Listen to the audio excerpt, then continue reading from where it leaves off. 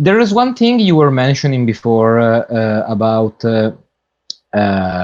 I think there is one explosive element in this relationship we are describing for Lamentation specifically, but for the game we played, which is that we are playing D&D in on Earth, in history, and all those conventions, all those things clash in a way with Right. things we know that are true that we.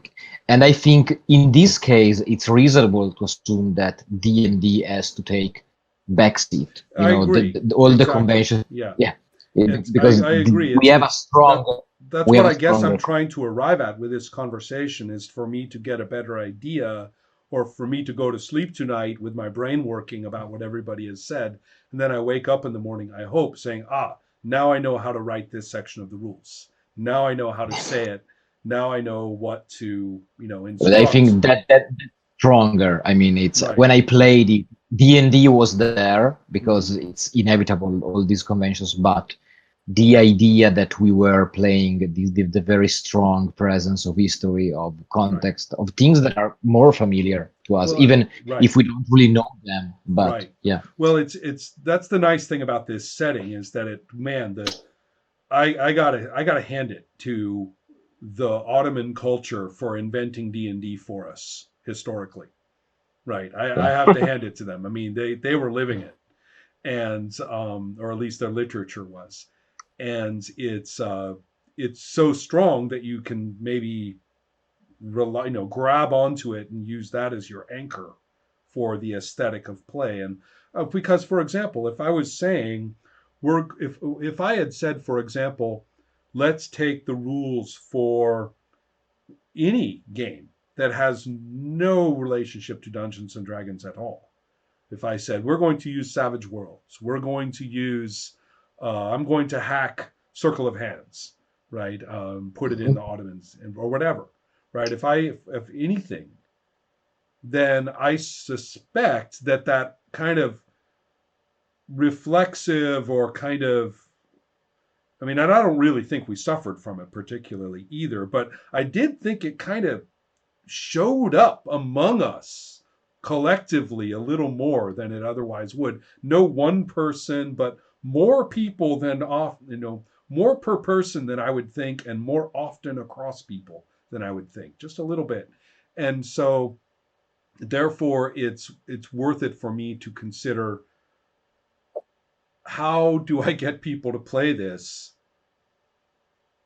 or at least the way I present it will encourage play that doesn't just fall back into, okay, we are playing a variant of D&D and I will do this, right? I mean, the game goes farther than any other version to help you out of that. The whole idea that you don't get experience, you only get a tiny bit of experience for the kills. The whole idea that, yeah, you're doing this for the money, but you know what? We're really not going to go play back in town so you can enjoy your money. We'll Mhm. we'll get back to you after you fuck up again and have to go out in there again. we'll get back to you when you've blown it all or have spent it on your laboratory or whatever, and nobody will help you get manticore brains. You're just going to have to go get some yourself, right? So it's very interesting. The game is all about getting the money, but it's not about enjoying the money or playing you Yeah. having the money. And so he goes a certain distance, right, to try to encourage the fact that he just wants people out there in scary places, knowing that they're scary places, but it's worse than they thought. Yeah. That's what he wants. He wants a lot of that in Lamentations of the Flame Princess.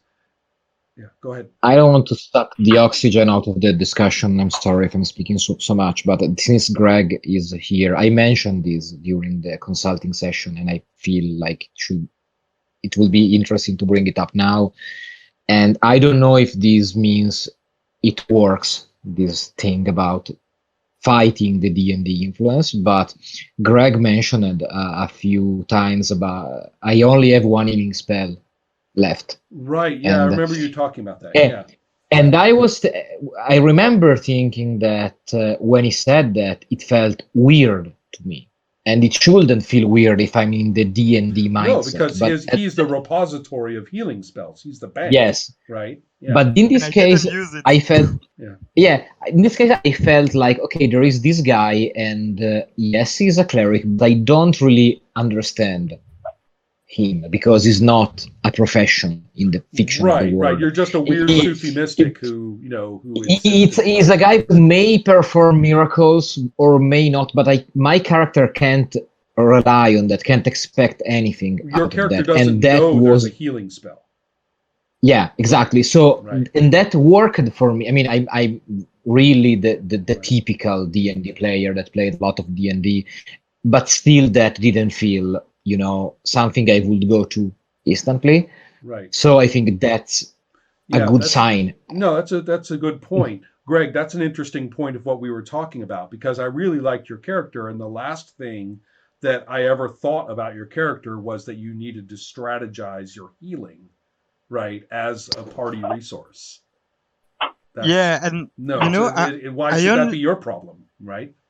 no, but that's true. Yeah, when I choose the character, I mean, I wanted the cleric for the definition spell. Right. So it's true that I was the cleric and I choose a cure spell. Huh? It's true. Yes. But I only took the cure spell because you told me you can revert it. I asked Right. you You the really question like the before, idea right? of blasting someone with it. Yeah. Yeah. Uh-huh. And if it wasn't the case, I wouldn't have taken it. Right. But right. that's all I can say. I No, know. that's yeah. But why did I choose it in the first place? Yeah, because it was a cleric. Yeah. And you did mention the whole thing about it as a resource as part of your dialogue at one point. But as Yeah. Ryan just said, so it's an interesting thing. I mean, all these interesting little kind of details cropping up and in and out, and different people processing them at different times too. So sometimes what someone said, everybody else is kind of looking at that person saying, "Don't worry about that." Well, it's true of the magic user too. I only had one spell, and I rolled randomly. I only had one quote unquote combat spell, and I didn't even take that for the fight. Right. And so I was just looking for a good spot to, because at the end of the first session, you're like, I want to see more magic. I'm like, oh God, I've got one spell, and it only has to do talking to a book. I was really stuck on that one because it was a little bit like the scan thing. You were like, well, if I use this spell, I'm going to find something. Right. So, and then I was like, oh man, that doesn't match because I mean, the trouble is you'd already read the book. Right. All exactly. the spell does is allow you to read a book quick. And I was like, well, he's already read the book. So I basically broke the rules and had the book tell you something. Right. But I felt very artificial about it. And it's one of those things I look back on and say, a little bit like the arrows, I look back on and say, ooh, misplay. Somewhere I got to remind, I got to have something in there. How does the game master deal with information gathering? How does that work? So, but it was an interesting point. I mean, you were using it because you wanted some magic, to flow, which makes perfectly good sense. And you can't kill a monster with read book, so might as well ask it and see, right, what happens. So I get that, and it's also tricky too because I actually was kind of messing with the book and the poem and stuff like that. And I suppose if I had been a little bit better prepared, I could have made it like clockwork. You found that out when you did read book, and then we get this from the divination, and then this from when you see the wolves as part of the poem. Oh my God, it all makes sense. And you would all say, what a genius, right? Well, except I'm not. So I just decided to go with incoherent and poetic. That's more my realm. Anyway, though, thanks everybody. I think that this was actually really helpful to help me get through. And I know it's a sensitive thing because it sounds like I'm kind of criticizing, hey, fuckers, you can't play, right? No good. Look at all these terrible things you did. That's not really what I'm trying to say. I'm interested in it. Well, I think that the habits of role players are very interesting. When we're playing D&D, when we're not playing D&D. And I often think every time I, like at a play, I want to comment on something, I'm like, oh crap, I've got to bring up D&D in this conversation. I don't want to. Right. Not because I hate the game, but because there are thousands of other games that I could talk about. Right. There's another aspect of that too, is that we say, it's the legitimizing thing. This is the thing of that I talked about in the Finding D&D. It's very hard to break the notion that there is an elevated and essential or good way or right way to play D&D, and that is the highest form of role playing. You're under more pressure to do it well if you're playing D&D, to play D&D well. You're under a lot of pressure that you don't have in other games. And people, I think, will put that pressure on themselves and say, all right, I better conform, right? I better conform to the way we're supposed to do this. This is important. And I guess I kind of tried to break that a little bit in those presentations and say, why don't you just pick one of the versions that you like and admit that they're all freaking different? There isn't, a D&D-ness that kind of permeates them. Why don't you just pick one you like and play it to the hilt with all of its quirks and just call it a role-playing game with specific characteristics? And I'm telling you, I have tried, and it is hard to get people to accept that. Even people who consider themselves like indie and alternative and all that stuff. You sit down and you say, we're going to play, this is a D&D, and they're like, oh, that one's old. Is that really D&D? And you're like, dude, this is, as far as I'm concerned, D&D, and all the rest is a bunch of fanfic. So, and this is my box of, homes. And so I set it down and we play, and they're playing it as if it is a different game. They're assuming, okay, roll for initiative. I'm like, there's no initiative roll. And they're like, wait, what? Well, I'm going to cast this spell. It does this. No, it doesn't. Or you hit them with your sword. Okay, die 10, right? No, D6. Wait, what? Yeah, they all do D6. It's really hard for people to kind of process that this is a role-playing game with its own rules and its own oddities and its own take on fantasy. And back then, they didn't have a D&D to reference. Yeah. So it's really, it's a difficult thing. And of course, we've run into it with 4th edition all the time. How many people? Exactly. I was going to say that. It's the ongoing thing. Okay, 4th edition, that sucks. Really? It's not D&D. Yeah, exactly. Like, you say, did it really suck? And what do you mean? And they realize that they're not going to get away with that. And they say, well, it doesn't suck, actually. I mean, say, didn't you play it for 5 years and have a really good time? They're like, yeah. So no, it doesn't suck. And then you're right. But it's not D&D. You're like, oh, really? Yes. They shouldn't have called it D&D. Right. And then you were like, well, that's interesting. And because if they did, what did you do in your head once you saw that? Right.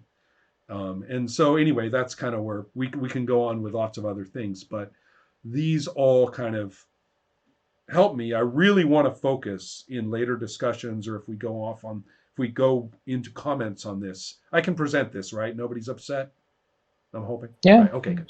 No, that's cool. Yeah, if when I present this and we get into conversations, I really want to focus on that trust and mistrust thing. I really want to focus on that sense of, when we play this way, are we in a state where we don't feel as though we can engage with the fiction and act upon it the way we would in a role-playing game that we play and like all the time? Right. That's, if it has its own paradigm and everything, or its own set of rules that make sense internally, that's great. But it's not great if it's based on mistrust and anxiety. Agreed. Right. Totally agree with that. Right. So that's what I'm kind of trying to wrestle with here a little bit. And part of the very first thing you talked about, everybody standing around the door, asking, "Can I do this?" That sort of thing. That phenomenon, and I'll talk about it more if in the comments. But to me, that phenomenon is a lot about trying to suss out what kind of GM you are. Oh yeah, there's a lot of that. Can I do this at the door? Oh, I can, or I can't. Okay, now I know where is Ron and rules is written, or not rules is written. What's going on? So. Right. Well, there was one thing that I mentioned to Claudio in a private message, which was at one point when his character was unconscious And I must say that was at that point when you guys were starting to do the kind of run around like chickens, and I couldn't tell what any characters were doing. And and Claudio was talking too, and I mentioned to him his character's unconscious, but I wasn't telling him to shut up. I was telling you guys that you didn't have to treat that as a suggestion. That's table talk. The players can enjoy what Claudio is saying, but just let's not get more and more and more distracted the way you guys are getting. That's what I was trying to communicate. I didn't. Claudio thought I was telling him to shut up. And I didn't realize that until I was editing. Right? I didn't realize that until I was editing, and then I caught his commentary, among everybody else's, and I was like, oh my God, I totally, from his point of view, I totally stomped on him as a player. And the reason I bring that up is because, Sean, that's exactly the kind of thing that happens as well. Everybody starts being a little bit pushier or maybe a little bit more exploitative, right, toward the situation and the narrations and the dice and stuff. And they're trying to find out when the DM is going to put a lid on it, right? How far can we get away with this, right? That's very true. But do you see that do I see that in other role-playing games? And the answer is minimally. Perhaps as part of a learning curve, but minimally. Yes. Whereas I see it in a Dungeons and Dragons context a lot more. So that's sort of my take there. So that's an interesting point. Cool. Well, everybody, thank you so much for taking the time. Don't worry. Thank you. Good night, everyone. Thank you all. Good night, everybody. Good night.